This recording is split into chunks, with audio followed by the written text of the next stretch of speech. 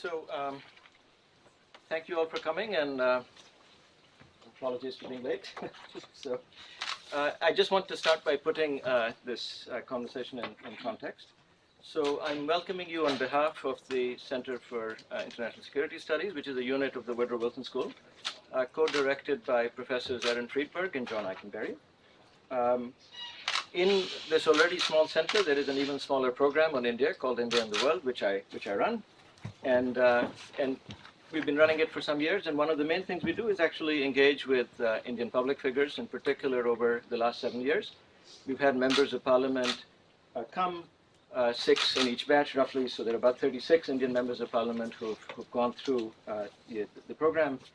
Mr. Gandhi needs, of course, no introduction, so I will not give him one. I will tell you about the nature of the conference in a little bit of time at the end, where we will open it up for questions. I hope you'll keep it in mind. So people in public life are confronted with the challenges of politics, without which you get nowhere, and then with the challenges of statesmanship, which is what to do at the broadest level in terms of policy. You can't do one without the other. And he's had senior experience at the national level, and perhaps no doubt will again. So I primarily want to engage him in a discussion of Indian statesmanship, which is at the broadest level. What are the questions facing the country? Where is it going? So on and so forth. So when it comes to question time, you might also remember it. So before we get to the business at hand, there's one slightly awkward point that I just wanted to bring up with you, especially for this audience, which is when you left India to come to college, for some strange reason you went to Harvard. Yeah. I hadn't seen your campus. That's good enough. I hadn't seen it. If I had, I might have come here. Come good. Very good. Excellent. Very good. So to business. So let me start by posing to you the question, which is to say, let's take 1992 as a baseline. A Congress government at that point began to change India's economy in fundamental ways. It's also maybe an age at which you yourself would have looked in great detail at what was going on in politics. It's been 25 years. What, in your judgment, is India's report card? What has gone well? What has not gone well across economics, human development, societal functioning, politics, across the whole range of things? I think if you're actually looking at India, the 25-year time frame is way too small. 1947, we took a huge step. We got independence, and we started the process of transforming India. In fact, the process, it started even before that. It started when Mahatma Gandhi came, and you can take it back. You can take it back all the way to the first war of independence. But a sort of awakening happened in India, and India began to transform. The main transformation was an India that used to live in villages, an India that didn't communicate much, didn't talk to each other much, started to move. And this movement started slowly. Democracy helped it, telecommunications helped it, but progressively this movement started to become faster and faster. 92 was an important point because we took some decisions on opening up the economy. There were earlier very important points: the Green Revolution, the White Revolution, bank nationalization. There are a number of steps, each one empowering India in a certain way. After 1991, the movement accelerated. And basically what has been happening since 1991 to today is urbanization has speeded up, and certain questions are being asked.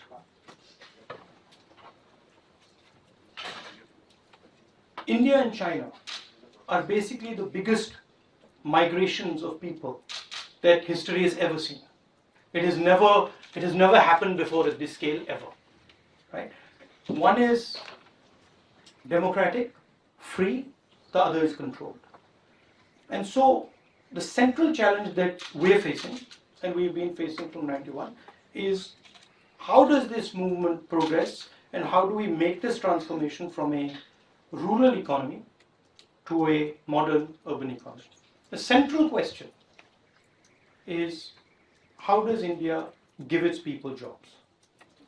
Because off the back of jobs, you can create a vision. If you as a modern country are unable to give your people jobs, it's very difficult to give them a vision.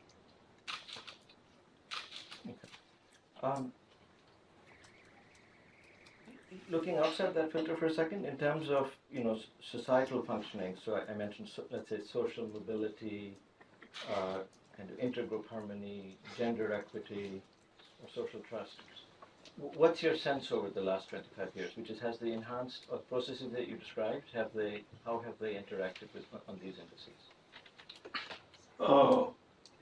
Caste structure, for example, which is central, has weakened. Democracy has been eroding it. I don't think it's been doing it fast enough. And new forms of hierarchy are being created. So on the social mobility, quite a lot of progress, a lot more to be done. Economics, very good movement, but increasing inequality. And that is now becoming a problem. Education, skills, health, sort of human development. Look, if you're comparing us, just over the 25-year period. So just as in your sense of the trend line. I would say decent performance, but the problems are changing. So the demands are increasing, and what we did previously is not going to be good enough going forward. Right. So if you take education, excellent top level, and that's you represent that IITs, IIMs, ISB, excellent top level, but no scale of that quality. So large numbers of states having education systems which are not really doing their job. If you go to Bihar, you go to Uttar Pradesh, you go to other northern states, it's not happening. Right? Same on the healthcare. Excellent healthcare at the higher level, but if you go to a state like Uttar Pradesh and you're a poor person, you want medical help. Right. So just picking up on that a little bit. So one of the numbers that has struck me is that the demand for private schooling continues to increase, which is if you look at the percentages of people who are sending their children to private schools. In the urban areas, it was always high. Even in the rural areas, it's actually been going up. What do you think is going on there? Which is, you can't. One thing I would caution you with is taking one lens and placing it on top of India. Public school system in Kerala, pretty good. Public school system in Tamil Nadu, excellent. Right? So one thing that we tend to do is say, okay, let's take one paintbrush and brush the whole of India. I can tell you states where the public school system is doing superb. I can tell you states where it's doing badly. Right? And each state is its own little ecosystem, and each state has certain strengths and certain weaknesses. So it's much better to look at India as a number of states, and then to think about how those states are performing on these axes. Just broadly saying private schools doing well, public schools doing badly, that doesn't actually, it's not accurate. Actually, to be fair, the same report I was looking at, it doesn't necessarily say private schools are doing better in terms of outcomes, simply that parents are choosing to send their children to private schools. In other words, when they test them, it's not necessarily the case. My sense is we're not spending enough on education and health, and that's why that's happening. If you go to UP private schools, you'll find that there's not much going on there. Very good. So you kind of segued into that anyway. So the next thing I was going to say was, over the next decade, to take a shorter lens, what do you see as the central challenges facing India? Jobs. And the numbers are pretty simple. 30,000 new youngsters coming into the job market every single day. 450 jobs being provided today. So you can do the math. And that doesn't include unemployed people. That's just, if we start the clock now, and we stop it same time tomorrow, 24 hours from now, 30,000 new people just came in. and we gave 450 of them a job.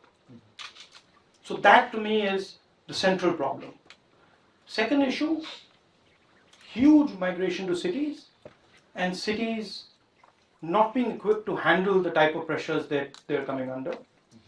Uh, Scaling up healthcare, scaling up education.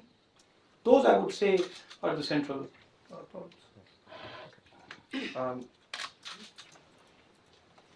in terms of social societal functioning, so you mentioned that the caste system has been eroded somewhat. And different states have done different things. So Tamil Nadu's done quite a good job. Uttar Pradesh has not done such a good job. So I mean, again, successes in certain areas and less success in certain areas. Right. On issues of gender equity, sort of are there particular things over the next 10 years? I mean, if you ask me, nowhere near enough has been done on gender equity. That's to me a real area of focus. I mean, we've done quite a lot of work in the political space, but there's a lot of. Let me just again go back to the. Now, I'm not saying that good work hasn't been done. Right. I'm saying I would like the speed to pick up significantly. Right.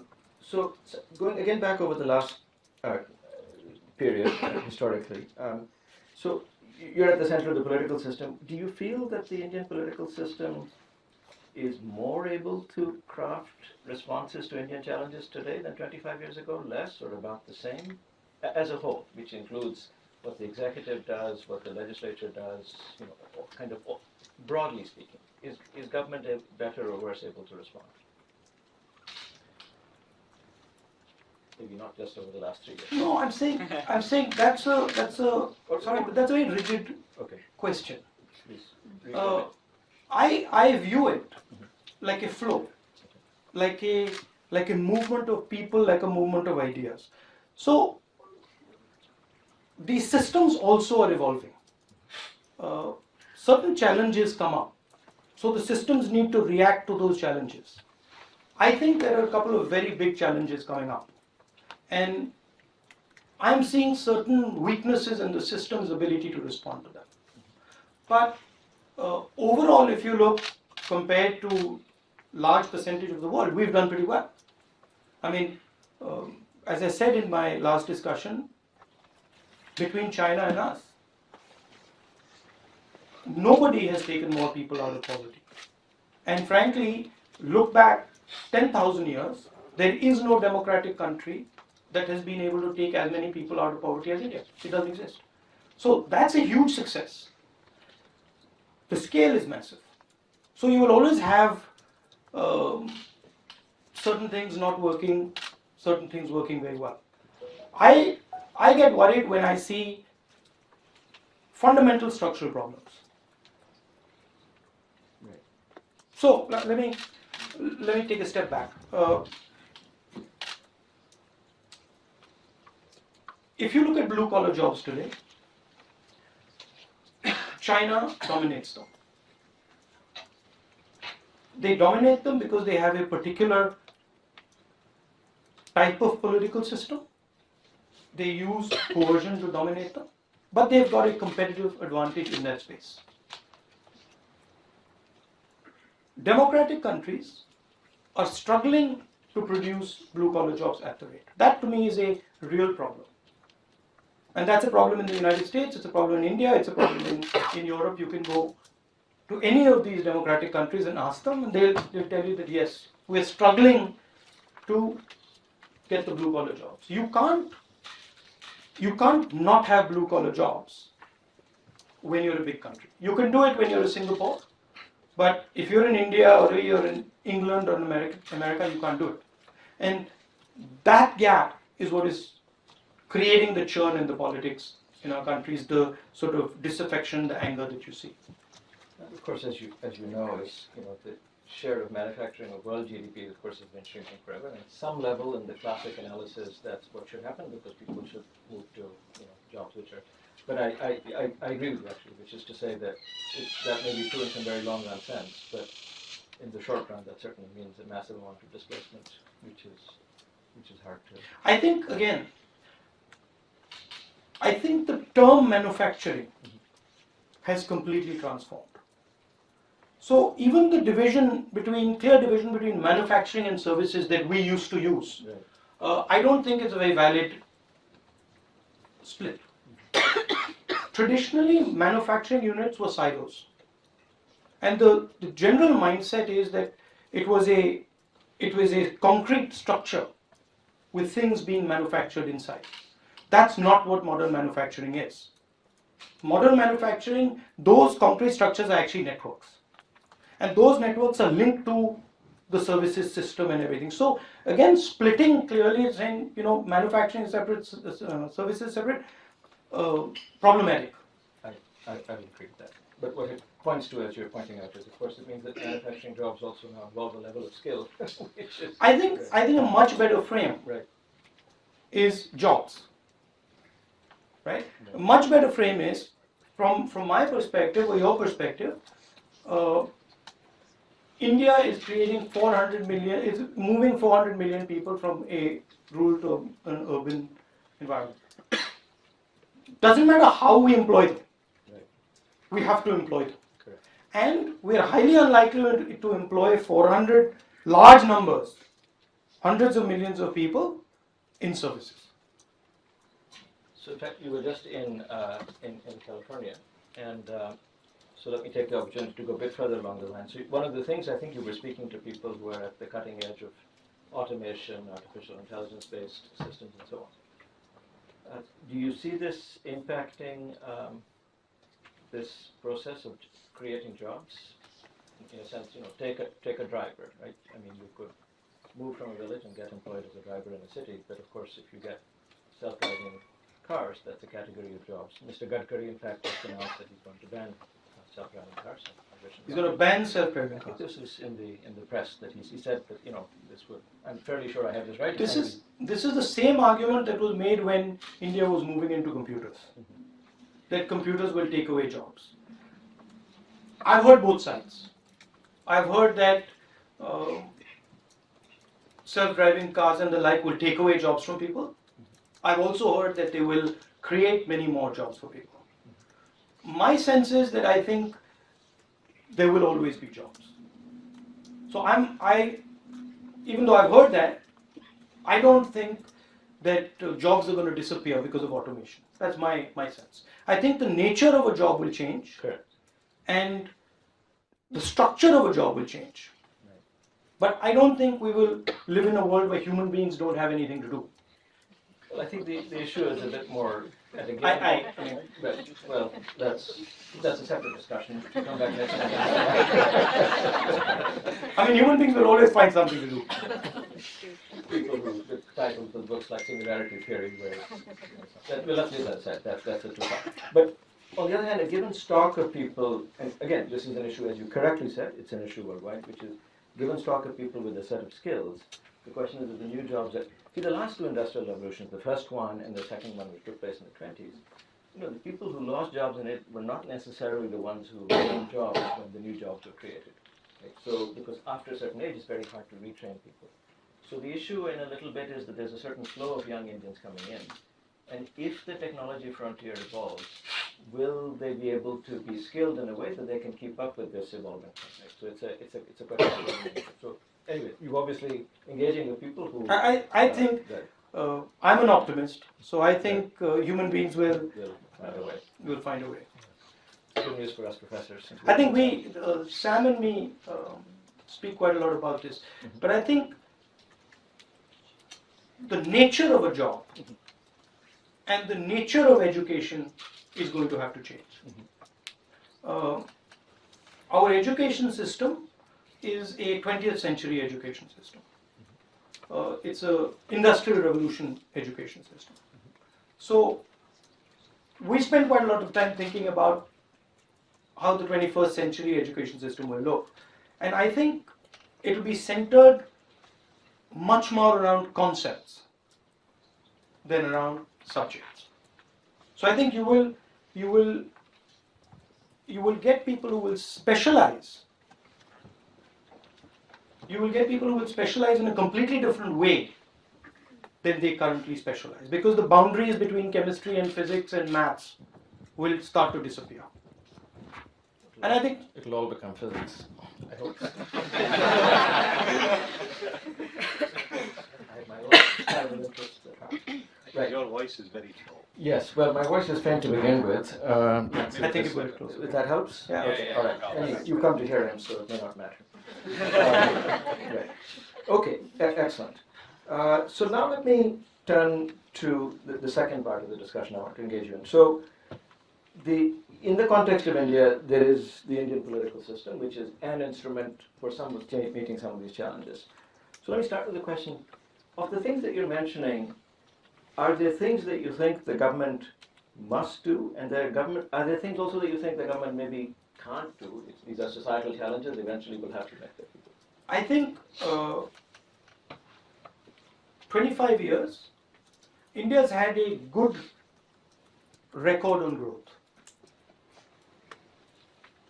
But whether it was the UPA time or it's the NDA time, I mean, we did slightly better than the NDA, but the job numbers are nowhere near what they should be. And that is the crux. India has to figure out a way to solve this problem. And my view, I like the Make in India concept, but my view is that the targeting of the Make in India concept should be different. So, Prime Minister feels that the targeting of the Make in India concept should be large businesses. I feel that the Make in India concept should be targeted towards small and medium businesses. So I feel that the problem is that not enough small and medium businesses are getting access to finance, are getting access to the legal system, are getting access to the political system. So you have large companies who have a role, but then the small companies that should be turning into large companies and the medium companies that should be turning into large companies, that's not happening. And to me, that's where the real jobs are going to come from. Another thing, agricultural value add. So you have to see this as a migration between rural and urban, as a movement from agricultural to sort of urban jobs. So you can't also just ignore agriculture. You can't say that, okay, now we are going to focus on the cities and we are going to leave agriculture out. There's a lot of jobs that will come out of agriculture if you put in things like cold chains, if you take food processing units close to farms. 40% of our vegetables rot today. Right? That's a huge waste, and that's large numbers of jobs could ensure that those vegetables don't rot. And you see this as a case for direct government action, or government should be facilitating in terms of a regulatory framework? I mean, it's different in different places. So there is an element of building infrastructure. There is an element of opening up the financial system. There is an element of opening up the political system. So to me, the central problem in India is the centralization of the political system. Perfect, because the next thing I was going to ask you was, how can Indian governance be improved? And let me throw some words and then you can make of them what you will.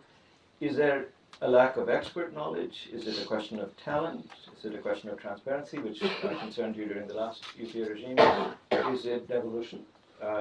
And finally, is it, in some sense, a question of competition? If you have different governments in a country, different states, the exit option to go from here to there, often can be a powerful spur to, efficiency on the part of all of them. There are many issues, but to me, the biggest by far is centralization of power. So if you look at our national government, you look at our state government, too few people control too much. A chief minister of a state or the prime minister has much too much power to influence things far outside. Chief ministers can decide what happens to a village road. local government should decide what happens to a village road. So it is not only a question of decentralization of power, it is a question of the right amount of decentralization of power to the right level. Right? So the members of parliament have a role, the MLAs have a role, the pradhans have a role, the bureaucrats have a role. And power has to be shifted out to them so that each one of them has work to do. Today, if you look at our lawmaking structure, you look at parliament, and you look at the laws, you look at pretty much any law that's made, parliament itself just validates the law. The lawmaking process is carried out in the ministries and by bureaucrats. Right? So that's a huge problem. So, moving along with the flow, so let's turn to Parliament. What you say is of course completely correct. Now, I would say this is another of the global problems, by the way, which is across democracies, legislatures have been losing power to the executive on one side and the judiciary on the other. A lot of lawmaking is administrative lawmaking or judicial lawmaking, by now, in the political landscape. Partly happens because legislators have to spend all their time, sort of running for office. That because often the relatively short cycles, maybe the scale isn't correct, in terms of their discretionary function. I think the representative function has been enhanced, but maybe their judgment function. So it's not something that's only a problem in India, that's right. But let's look in India. Can you think of ways that you would like to see, which would sort of enhance the relative power of the legislature? I mean, again, I'll throw some ideas at you. There's the idea that maybe something you could personally do something about, that there should be a shadow cabinet to give an explicit sense that there is people who are doing that. Committee staffs to allow, because again, this is now expert knowledge. American committees have very expert staff, so there's a lot of subsidy. Then there's the issue that, one of the great accomplishments of Mr. Rajiv Gandhi actually was to put in the anti-defection law, which at that point really stabilized the system. But on the other hand, it's a very Procrustean sort of law. And the question is whether if MPs had some freedom on some issues which are not, mission critical, to sort of wander from, are these all things that you think about as things that ought to? When I think of the governance system, I would like to see much more transparency in processes. So we have a committee system in India, but it's closed. Nobody knows what happens inside the committee system. I mean, I sit on a couple of committees, and it's 20 people, and nobody sees it. So bringing in other people, making these things accessible to people, to see actually what's going on in the lawmaking process, to make these lawmaking process transparent, that's a very powerful thing. I don't think there's an expertise problem in India. There's an access to information problem in India. And I think that's something that I've spent quite a lot of my time working on it. Internally in the party, particularly in the youth organizations, democratizing, holding elections. But you get a backlash because it disturbs people. People don't like transparency. Yeah, that's probably true. US campus also. It's disruptive. So if you're transparency is not easy, but it's powerful. So there was something you said I wanted to pick up on. You were talking about the what did you use the word? Transparency. Transparency. You were talking about legislatures. About expertise. Expertise. So I remember a discussion with. I wouldn't be able to quote the numbers for you. It was with the economist Dr. Indira Rajaraman. She had looked at relative high-level expertise in China's government versus India. So India has a large bureaucracy, but for instance, the number of IAS officers, who you would consider the brains of the bureaucracy. Her thesis was that in fact, India's bureaucracy was very bottom-heavy. It actually, so I was talking about expertise within government. There could be a lot outside. That there wasn't enough high-level expertise. For instance, in the India-China comparison. I don't know if this is something that you... See, you have 100 students in this room. You open out processes, they will become experts. They will look at the processes, understand the processes, become experts. You close the processes, and then you say, we got no experts, that doesn't make sense. So people used to say, oh, in the 1950s, a lot of brilliant debates used to take place in Parliament House. Of course, they used to take place because those members of Parliament were actually making laws. Right? We sit in Parliament, we have conversations, but we don't make laws in Parliament. Laws are made by bureaucrats and by ministers. Now, after that you say that this debate is of poor quality. Of course, it's poor quality. Bring the lawmaking system, make parliamentarians make laws, and either they'll become experts, or people who are experts will come and help them. So, to me, it's all about opening up the structure. And if you look at India's successes, and you look at the Green Revolution, you look at 1991, every single time we have opened up some process or the other. Even Sam sitting here, it was a decentralization of power through the telephone, through the computer, that transformed India. So to me, decentralization is always good in India. Opening up is always good. Giving access to people is always good. Closing access, shutting down structures is not good. Okay, so to summarize, your take would be that if government was more open to flows, the flows will come from outside, they don't have to be inside. There's no, in my view, you create a process, you open a process out, and people will look at that process and you will find the experts. They will figure out how to solve that problem. Right? And if they're not there, they will learn and they will come. But if the process is closed, if I was to ask this room, what were the steps that were taken in making the RTI law? How many of you can answer that question? Nobody. Well, how can you be experts? But if I was to tell you, this is the structure, this is what we did, this is how we thought about it, a lot of you would become pretty good at understanding it. So to me, it's always about opening up. All right. The judiciary. So there were two. Let me ask the first question, which is, so it's still the case, justice delayed is justice denied, and it's not just a question of justice, it's also that even business efficiency is impeded when you can't enforce contracts on reasonable timescales.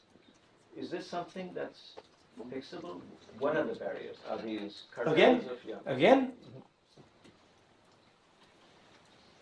complete centralization. Pretty much every case ends up in the Supreme Court. Right? So decentralize, make the district courts actually work, make the state courts actually work, and solve the problem at the periphery instead of bringing every single problem to the center. The Supreme Court is supposed to give you direction. It's supposed to work on fundamental cases. Right? So that's the problem everywhere in India. It is concentration of power. India immediately tries to concentrate power. And good governance in India is about resisting that and about making sure that you're actually bringing more people in and distributing power. Speaking of fundamental issues before the court, but now let me ask it from a slightly different point of view, just from the Supreme Court. So recently they announced a right to privacy. Now, even in the United States, there's a long discussion of whether the Constitution is a living Constitution or not. And one argument that people make for the discovery of new fundamental rights by successive generations of judges, in private at any rate, is that the American Constitution is extraordinarily hard to amend, because it takes 3/4 of the states and so on. The Indian Constitution, statistically, is not that hard to amend. It's been amended 100 times. So in a sense, is this a power grab by the judiciary that the legislature should resist? An institution is basically a monopoly of a particular type of information. A judge 20 years ago had a monopoly on his court. The mobile phone has destroyed that monopoly. Today you can have someone outside the courtroom suddenly saying, actually, I don't agree with your process, and here, I'm going to do an investigation that is going to prove you're wrong. We're sitting in this classroom. 20 years ago, what we said would be considered to be absolutely correct. Well, the professor's space has been taken over. Suddenly, the kids go and say, listen, sorry, what you're saying is wrong, I've just gone to the internet, I don't agree with you. So connectivity is actually disrupted institutions across the board. And then when the space is opening out, different institutions are moving into the space of other institutions. So in a sense, in a democratic environment, there is a conflict going on, institutional conflict taking place. And that's what you see when the judiciary takes an action and then the legislature takes another action. That fight is because your institutions have been penetrated by connectivity. I should say that in physics my problem is generally that not that somebody looks up Wikipedia to correct me, but they're busy checking their Facebook page and not doing the algebra that should be. But that's still sort of encroachment over your domain. It is, but it was their cost, not mine. That's true. Very good. No, so we struggle with that, right? We have. I can also make the point more broadly, which is, of course, it's true there's this flood of information, but it's also distracting to the processes because there's a lot of useless information. Oh, absolutely. So we can have a long conversation about policy and about structure, and then somebody can tweet something, and that's much more powerful than So it is the age of the image or the age of the tweet, and that's part of the disruption. So people in the room and watching in India, don't tweet. Listen to what we have to say. All right, great. How are we doing in time? Because we do want to leave a little. So I think maybe I'll try and speed up, and so that we can then open up for questions. Okay. So I was going to ask you something about the party system and the Congress, but can I maybe, just in the interest of time, I'll skip to your views on. Let me ask you one question, which is that there is a process. You are already Vice President of Congress. There's a process underway. Not unlikely that maybe come October you'll head the Congress. Do you have some plans for what you want to do in the party, which would better prepare it to? I mean, we were in power for 10 years. And in 2014, we had a vision that began in 2004. And by 2012, we felt that vision had run into trouble. So a large part of what we're going to do is going to work on a vision for the next 10 years. That will focus on how to solve the job problem. It will focus on agriculture, education, and healthcare. And we're going to build that vision not top down, but bottom up. So we'll build that vision by coming to students, coming to other stakeholders and asking them, listen, what do you think? How should India look at this problem? How do we deal with this problem? And sort of try to build up a vision using that. I think I've come here to the United States, and I like to tell you this, that most of the Indian people here, whenever India has made big shifts, it has always done so on the back of non-resident Indians. People don't say this, but India's freedom movement, Mahatma Gandhi was a non-resident Indian. Jawaharlal Nehru was, Ambedkar was, Patel was. So you have a huge role to play. And I would like you to be involved in that. There is a particular vision currently in operation in India, and there are people who believe in that vision. I don't agree with that vision, but I think it's important that an alternative vision is also placed on the table. So turning now to sort of one more thing. Please, yeah. I think, as I said to you earlier, what I would like to try and push forward is a transformation of the Lok Sabha, transformation of the Vidhan Sabha. I'd like to see an India where members of parliament, members of legislative assembly are actually involved in some of these processes. I'd like to open up some of these lawmaking processes, not only to MPs and MLAs, but to students like you. And I'd like you to participate in some of those, in the processes of making those laws. So setting up structures whereby students can come in, help us. Setting up structures where people, experts from outside, like you do in the United States, could come in and help us with the lawmaking structure is something that I would be trying to do. Very good. So now, sort of sitting in Delhi and looking out, there is, there are major transitions that take place in the international system and can take place. So the United States is now and has been since the end of World War II the dominant global power. Prior to that, it was Britain. And the question in everyone's mind who thinks about these things is, of course, the extraordinary rise of China, which of course has been extraordinarily beneficial to the Chinese people and is one of the great success stories of our times economically. It's also the return of a great civilization to the frontiers of human accomplishment. All of that is, of course, great. On the other hand, it's also a nation state with an army and other instruments, of course. So the question is, and India is right next to China. We just had this Doklam standoff which represents a sort of continuing thing. So the triplet of questions for you there is, what do you see as the challenge of rising Chinese power? Item one. Item two, does it matter that China is currently not a democracy in the sense in which India is? Do you think China will democratize? Will that make a difference to it? And finally, given a certain assessment of the problem, what do you think India should do?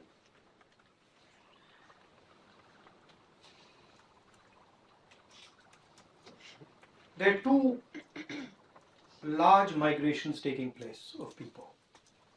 One is completely free, and the other is centrally organized. The systems respond differently. But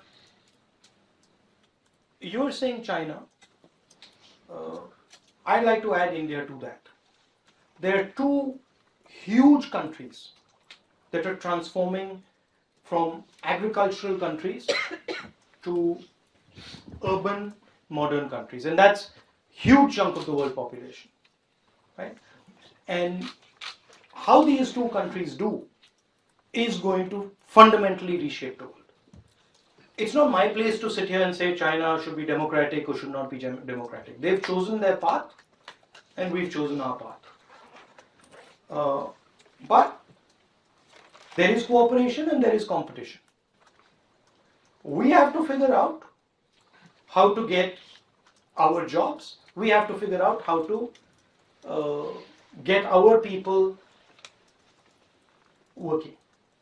And the competition is with China. So we have to basically compete with them. And frankly, we're not doing that well. So that's point number one. Point number two is that China is entering spaces with One Belt, One Road. And China has a particular vision of the world. It's very clear. And from their perspective, it's a powerful vision.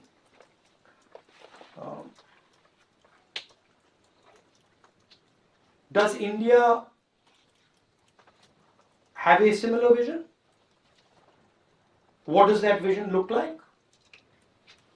How much cooperation is there going to be between us and them? These are basically the fundamental questions going forward. But the thing to realize is China is moving with tremendous power. And we have to work with that. I think there's a lot of space for cooperation between the United States and India in the creation of jobs, in education. So I think there's a lot of synergy between the two countries. India also historically has maintained balance. So India has had a relationship with China, it has had a relationship with Russia, it has had a relationship with the United States, it has had a relationship with Iran and a number of countries. So to me, the strategic relationship with the United States is important. But balance is also important in terms of all the other countries around us. So that's there. I would say there is a slight difference between us and the government. So that would be the lay of the land. And then looking a bit closer, so there's obviously our neighbors India's neighbors in South Asia. There's the age-old problem of Pakistan, and which is tied up with Kashmir, which is a military issue. There's a particular nuclear issue because the nuclear arsenals involved keep growing. Then there are other neighbors, Bangladesh, Nepal. There's now Burma, Sri Lanka. So how do you see the sort of situation there?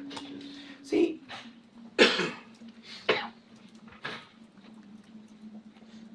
people generally tend to think that systems move in a linear fashion. They draw out a line and they say this is what it looks like. If it's going at 9%, it's going to keep going at 9%. If it's going at 3%, it's going to keep going at 3%. Or if you see a nice little upward curve, this curve is going to continue. That's not how big systems operate. Big systems move in exponential ways. Suddenly something can happen and it can move in a different direction. So to me, the single biggest achievement of the Congress Party, and I say this right from Gandhiji's days, is giving everybody in India a vision. Not creating a vision for a certain group of people, but making a vision for everybody and making everybody feel that they're part of that vision. In the 21st century, if you leave people out of your vision, you're asking for trouble. New ideas will come, different visions will develop. And so to me, central challenge in India is the politics of polarization, where you pit one community against another and you create spaces for other people to come in. There is a belt of 100 million tribal people. Today, they do not feel comfortable with the vision. There are a number of states in India which don't want a single vision forced down their throat. There are minority communities that don't feel that they are part of the vision. So to me, that's where the real danger is. And India's strength has always been, and historically, not from the last 20 years or 50 years, but thousands of years, India's strength has always been the ability to embrace people and allow them to flourish inside our system. And that is something that is being challenged today in India. And everything is placed on top of that structure. Whether it's education, whether it's healthcare, whether it's growth, every single thing, jobs, is placed on top of that structure of harmony. If you fiddle that structure of harmony, you will get things happening that you don't expect. And so to me, that is the central risk that India is facing. And India lives in a volatile neighborhood. And if we alienate our own people, that opens up space for people to do mischief. I don't need to name who those people are, but it opens up space for them. So you would say the way you think about South Asia is it's a uniform cultural matrix and affected heavily by what happens inside India in terms of its capacity to include. No, I'm saying India as it is currently needs to carry every single person in India. Every single person in India needs to feel that, listen, here is a national vision and I can see my space in it. Leaving hundreds of millions of people outside that vision is not a good idea, because other people will start to create problems. If you don't give the tribals in the entire tribal belt a clear sense of how they are going to engage with India, what their future in India is, they'll look for another imagination. And that to me is the central problem and the biggest difference between our opposition, Mr. Modi and the BJP, and us. What I'm going to do now is open the floor and take a break from being in the limelight myself. Okay, one. So I have a pretty simple question actually. You've talked very extensively about economic issues, so I'm going to skip those questions because you already answered most of them. My primary question is about your position, and by extension, since you're here representing the Indian National Congress. on the Uniform Civil Code. And before you answer, I just want to point out that most arguments against a Uniform Civil Code in India rely on the fact that it's a diverse country, people have different religions, different beliefs. But if you look at all successful democracies, and I'm sure you'd agree that most of Western Europe and the United States up till now have been successful democracies, have stressed the need for a Uniform Civil Code. And the need to have some basic laws which govern everyone, which, quite frankly, India does not have at this point. I leave that idea to the courts of our country. The courts will decide, and I have faith in the courts of our country. At the back. Yeah. Thank you, sir. My name's Andy. I'm a graduate student here at the Woodrow Wilson School. Thank you for taking the time to speak with us.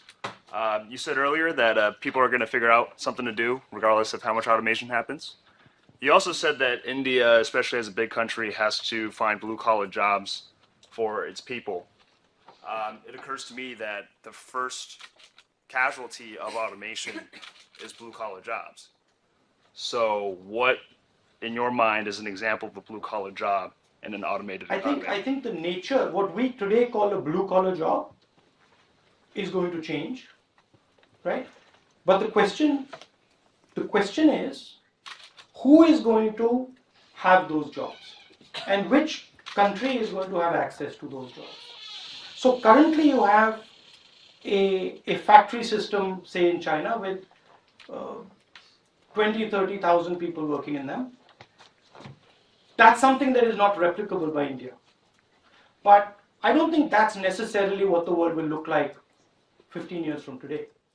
So the question is, can a country like India access some of those jobs? And what do we need to do to access those jobs? What are the type of things we need to change in our system, in our education system, in our banking system, to get at some of those jobs? But I think what we call a blue-collar job today is not going to be the same tomorrow. Thank you so much for your time, sir. I just have two questions for you. The first, you quoted Gandhiji, and I really believe what he said, that the soul of the country of India lies in its villages. And you spoke about the transformation from the agrarian to the service sector. Is the government looking at development in the agriculture sector and not necessarily a movement? Because I believe when 60% of the country is employed in the agricultural sector, we should look at automating that and looking at development within the sector than pushing the people for intersectoral growth. My second question is, when you spoke about tribals, and having worked in tribal areas, a lot of contentious issues in tribal areas happened during 2006, 2009. Where even in Kalinganagar, 13 tribals lost their lives in a firing issue. Taking a step back, now that you feel so strongly about tribal rights in the country, what do you feel can be done in that direction? What is the first question? Gandhiji. When you talk about, the first thing to realize is that Gandhiji was an evolving person, right? And he was a very flexible mind. When Gandhiji said village India, he actually meant a decentralized system. He didn't mean that India should remain where it was in 1947. The heart of a village is that it is decentralized. So Mahatma Gandhi's vision of India was a decentralized vision of India. I don't think he meant, which a lot of people say, but I don't think he meant that India should remain in its agricultural development. Yeah, I'll come to that. I don't think he meant that India should remain in village form. But I think what he was saying was that the village form of government, the decentralized form of government, is a powerful form of government. And actually, if you look at how technology is moving, a lot of what he said is actually coming true. India simply cannot forget about agriculture. And India simply will not be able to create the jobs it needs without modernizing agriculture, without setting up agricultural food chains, without supporting agriculture. So, again, between us and the BJP, there is a difference in opinion on agriculture. But I personally feel that agriculture has to be supported, and it's a strategic opportunity for India if it is supported properly. What was your second question about the tribal? About your plans of how do you look I at think tribal development? when we were in government, we were protecting the space of the tribals. Tribal bill protecting their land, giving them rights to the forest. So our idea was to create a space for them where they are protected, and you can create a space for them where they are protected physically, and you can also create it in the political system. So the way we would act is to ensure that tribals in their space are protected and not encroached upon, and that they have a certain set of rights that makes them feel protected. Hi, my name is Anita Gupta. I'm actually a graduate Sorry, student can I here. just, sorry, is it okay if I just finish that? The question of land acquisition, sorry you sat down, but the question of land acquisition is central. You will sit down, no problem. I can see you. I'll stand up. The question of land acquisition is also central. How you acquire land in tribal areas, what are the rules for acquisition, and Nyamgiri became a central case here.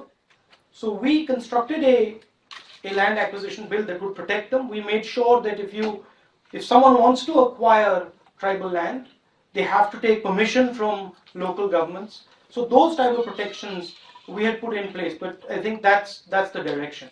No, sorry. Okay. Yeah. So my name is Anita Gupta. I'm actually a graduate student here at Princeton University at the Woodrow Wilson School. My question is actually about twofold.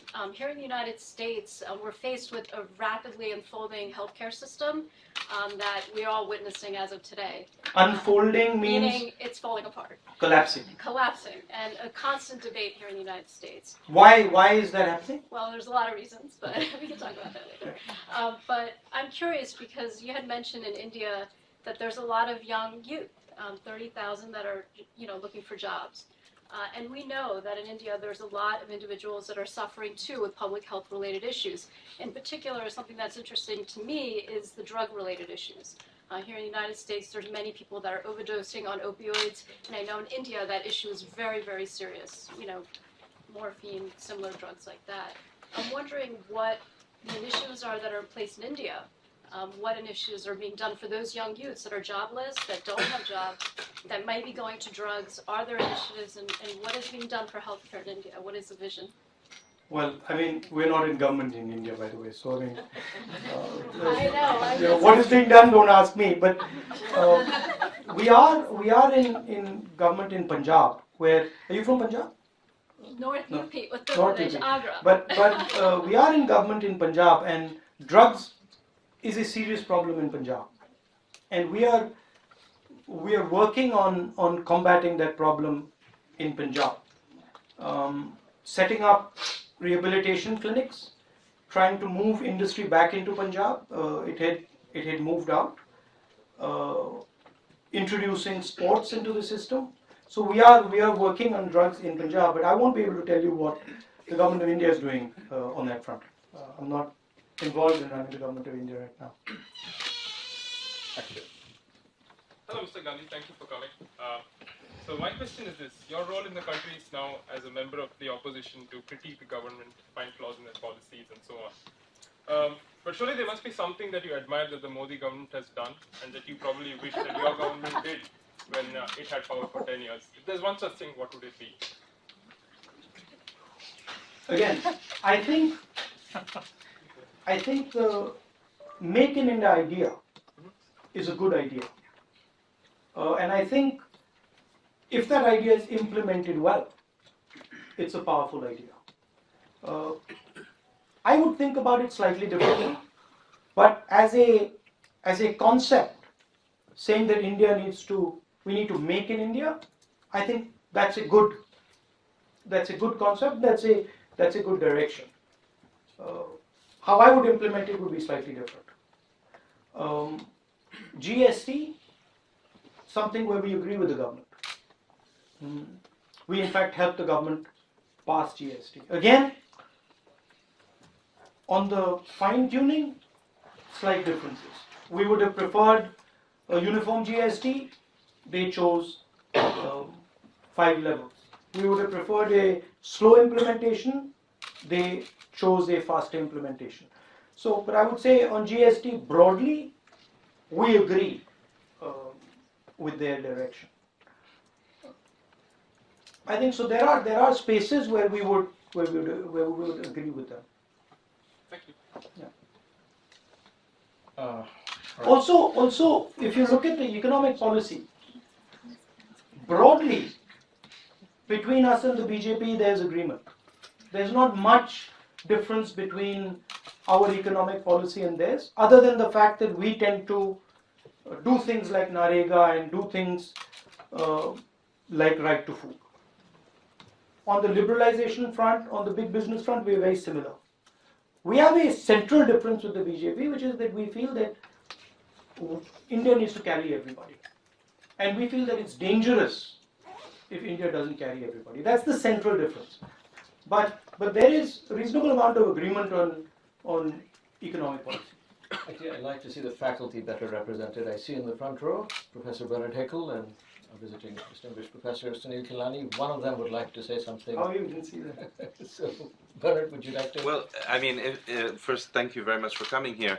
I would like you to, think perhaps comparatively with the United States. I mean, some would argue that given the nature of new technologies, given that facts are becoming questionable in terms of how you present them, the rise of the popular charismatic leader, the politics of exclusion versus that of inclusion, all of that is extremely disruptive to old patterns of governance. And in what way, some might even argue that, what's happening in India or what's happening in the United States is a vernacularization of politics. A new type of person is coming and having greater say than before. Old elites, Anglo-speaking elites, are being displaced. That you represent, in a sense, that displacement.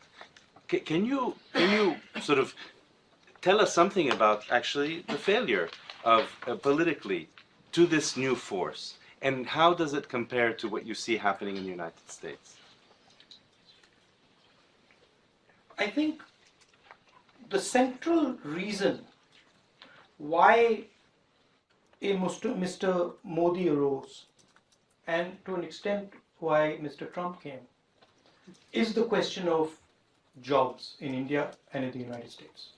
There's a large part of our populations that simply do not have jobs and cannot see a future. And so they are feeling pain. And they have supported these type of leaders. The problem is that the record on jobs of these leaders, I don't know Trump, so I won't go there, but certainly our Prime Minister is not good enough. So those same people who got angry with us because we couldn't deliver on those 30,000 jobs are going to get angry with Mr. Modi. The central question is resolving that problem. My main issue with Mr. Modi is that he diverts that issue. And he says that he points the finger somewhere else instead of saying, listen, we have a problem. We need to transform ourselves to compete with the Chinese. And we need to get 30,000 out of 30,000 people, we need to get 10, 15, 20,000 people jobs. So that is the central issue. There's anger building up in India right now. We can sense it. Right? So to me, the challenge is how to solve that job problem in a democratic environment. That's the challenge. And frankly, the Congress party was unable to do it. That's why Mr. Modi came. But Mr. Modi is unable to do it. And it is a deeper problem, so we have to first accept it as a problem. And then we have to unite and try to work at solving it. Right now, nobody is even accepting it as a problem. the discussion is about 9% growth, 8% growth, 7% growth. The discussion is not about how many of your millions of people that are moving you've given a job to. That's not the discussion. That needs to be the discussion. First a round of applause, then he gets to say hello. Then